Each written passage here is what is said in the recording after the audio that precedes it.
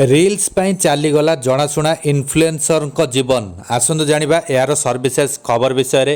ଜଳପ୍ରପାତରେ reels କରୁଥିବା ବେଳେ ଖସି ପଡ଼ିଲା ଗୋଡ଼।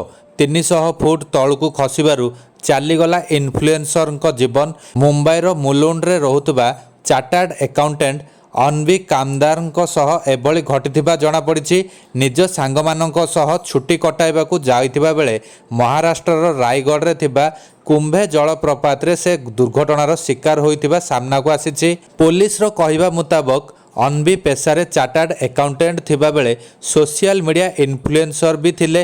ସେ ରିଲ୍ସ ମାଧ୍ୟମରେ ବିଭିନ୍ନ ଦର୍ଶନୀୟ ସ୍ଥାନ ବିଷୟରେ ନିଜର ଫଲୋଅର୍ସଙ୍କୁ ଜଣାଉଥିଲେ।